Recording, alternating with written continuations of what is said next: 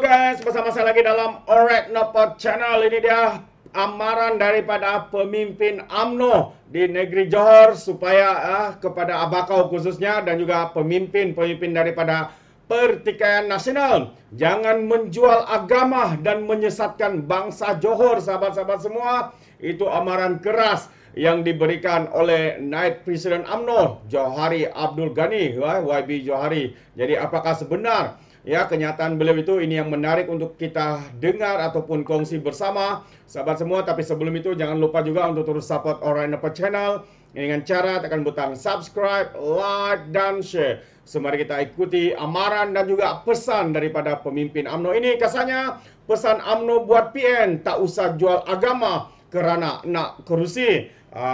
Kerana nak kerusi itu nak menang dalam PRK di Parlimen Pulai dan juga Simpang Jeram.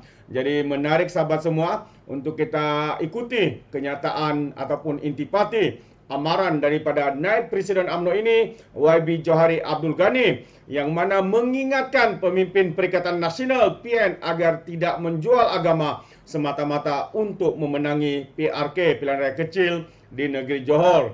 Ini karena katanya akan menghalang orang Melayu Islam daripada membuktikan kredibiliti sebenar mereka yang dipilih untuk memimpin negara. Bercakap kepada pemerintah selepas melawat kampung orang asli Bakar Batu, Perling, Johari menggesa orang Melayu secara keseluruhannya supaya memahami bahawa Islam itu sebenarnya menggalakkan pembangunan. Jangan pakai slogan membangun negeri ke belakang, katanya. Dan tambah lagi, tidak usah jual agama kerana nak kerusi. Jual agama untuk kerusi, kita tak boleh buktikan agama kita dipimpin orang yang boleh bangunkan negara, katanya ketika bersama membantu dalam kempen calon Pakatan Harapan Pulai Suhaizat Kayat. Merujuk kepada negeri-negeri pimpinan PN di Perlis, Kelantan, Terengganu dan Kedah, ahli Parlimen Titi Wangsa itu berkata terdapat pelbagai dinamik dalam politik, tetapi pembangunan kekal sebagai bukti kepimpinan yang paling penting. Yang penting, katanya, tunjukkan hasil bagaimana kamu bangunkan Perlis, Kelantan, Kedah dan juga Terengganu, barulah orang percaya kepimpinan Islam itu progresif walaupun kita konservatif. Kita nak tunjuk kepada rakyat, katanya. Sebagai perbandingan, Johari merujuk kepada pentadbiran Pakatan Harapan pimpinan DAP di Pulau Pinang yang menyaksikan perkembangan yang lebih progresif di bawah seorang ketua menteri bukan Melayu. Dan Pulau Pinang contohnya, katanya, walaupun bukan dipimpin pimpinan Islam tapi mereka progresif, katanya.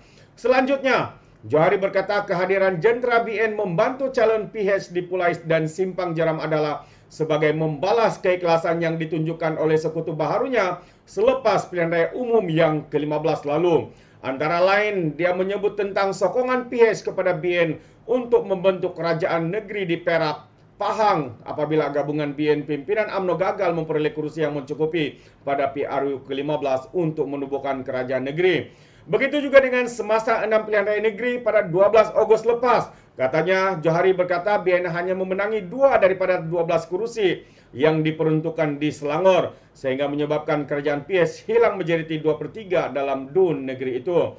Sebab itu BN bila sampai di Pulai ini, PRU lepas dimenangi PH melalui amanah bukan menang dengan kelebihan 100 ke 200, dia menang 30,000 majoriti. Kita kena bagi balik hak kepada parti ini. Kita juga nak tunjukkan keikhlasan, ini yang paling penting, kata Johari. Sementara itu, Suhaizan berkata terdapat 55 keluarga orang asli menetap di tanah seluas 5.7 hektar yang telah digazetkan itu. Dan pembangunan yang dirancang pada masa hadapan termasuk pemindahan sebuah jeti nelayan baharu.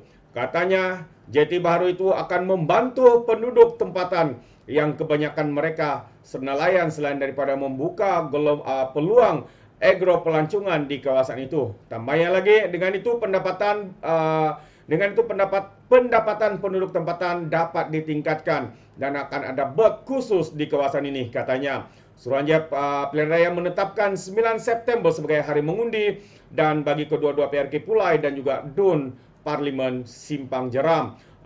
Itu dia sahabat semua. Kita boleh melihat bagaimana hubungan di antara Pakatan Harapan dan juga Barisan Nasional semakin kuat, semakin kukuh sahabat-sahabat semua. Dan ini yang membuatkan pemimpin-pemimpin daripada pembangkang khususnya seperti PAS dan Bersatu semakin terdesak sehingga Sehingga apa yang mereka lakukan ya amat mengejutkan rakyat. Ya, apabila pengurusi Perikatan Nasional sendiri, Abakau, mengeluarkan satu fatwa yang kita anggap sebagai fatwa menyesatkan. Apabila beliau berkata, sesiapa yang mengundi calon daripada Pakatan Harapan Kerajaan Perpaduan, undi itu adalah haram. Sehingga hari ini sahabat semua, Muhyiddin telah pun disahkan oleh polis di Raja Malaysia untuk dipanggil, ya, diambil keterangan dan juga disiasat pada 11 hari bulan ini. Ekoran kenyataan beliau yang seolah-olah membelakangkan mufti-mufti yang ada di dalam negara kita. Kerana apa? Kerana mengeluarkan fatwa sendiri. Kalau sebelum ini Muhyiddin menyatakan PAS ini adalah sebuah parti ajaran sesat, tapi hari ini sahabat-sahabat semua, ya, kita boleh nampak pemimpin ini mula semakin sesat. Walaupun beliau sendiri yang menyatakan sebelum ini, tapi kini kita nampak pemimpin ini mula terikut-ikut dengan ajaran yang menyesatkan daripada parti PAS. Jadi benarlah apabila masuk parti yang sesat, ya, pemimpin itu juga akan menjadi sesat. Ya, so inilah bukti yang jelas di mata dan juga dalam pandangan kita sahabat-sahabat semua. Adakah anda bersetuju bahwa pemimpin-pemimpin bersatu yang kini bersama dengan PAS ini semakin sesat sehingga terdesak sanggup mengeluarkan kenyataan-kenyataan yang boleh dianggap sebagai kenyataan yang menyesatkan? Karena itu, YB Johari Abdul Ghani, Naib Presiden UMNO, mengatakan jangan menjual agama di negeri Johor. Ya, rakyat negeri Johor tidaklah seperti rakyat yang ada di Kelantan, Terengganu dan negeri-negeri di bawah pimpinan PAS. Ya, kerana kita tahu mereka begitu mudah sekali diperbodohkan, dipermainkan, sehingga ada yang percaya sahabat semua. Ya, apabila pengurusi mereka sendiri, Abakau dan Presiden Lebay, menyatakan kononnya pada PRN yang lepas, sekiranya mereka menang, mereka boleh mengambil alih pentadbiran kerajaan perpaduan di bawah pentadbiran Datuk Seri Anwar Ibrahim. Tetapi apa yang berlaku sahabat semua? Semua itu tidak berlaku. Semua itu hanyalah janji-janji kosong, hanya kerana mereka mahu menagih simpati, meminta undi, ya, memberikan harapan palsu. Kononnya mereka boleh menjadi kerajaan, tapi semuanya itu hanya janji-janji kosong daripada pemimpin-pemimpin yang hanya mementingkan kemenangan semata-mata, ya, hanya mementingkan kepentingan parti mereka semata-mata. Ya, untuk apa? Ya, sebenarnya untuk kepentingan mereka dan bukanlah untuk rakyat.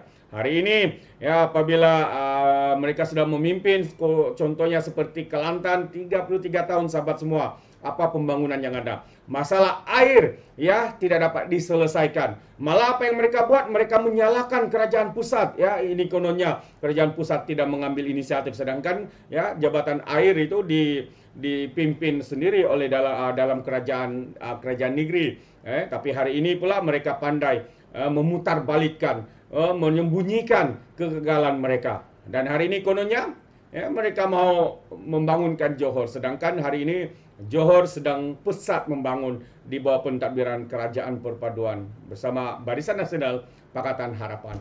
Jadi sahabat semua, adakah anda setuju dengan kenyataan daripada YB Johari ini, yang mana, ya, pemimpin-pemimpin bersatu PAS ini kini sanggup menjual agama demi untuk menang kursi, demi untuk menang pada pilihan raya kecil ini? Ayo anda boleh berikan komen anda dalam ruangan komen. Tapi ingat, komen dengan cara berhemah, jangan menjadi seperti Walan Walauntit, lebay-lebay dan juga geng sapu bersih apabila memberikan komen penuh dengan hasutan, kebencian dan juga fitnah melampau. Sepertinya mereka tidak punya otak, mungkin karena otak mereka tertinggal di atas Gunung Kinabalu. Jadi sampai di sini saja, izinkan saya untuk mengundurkan diri. Dan seperti biasa, peribahasa berkatakan, tapapun kangkap, 2 tahun keinginan. Dalam bahasa Melayunya, tepuk dadah, tanya selera. Sekian saya daripada Alright Napa Channel. Sampai kita berjumpa lagi. Bye-bye.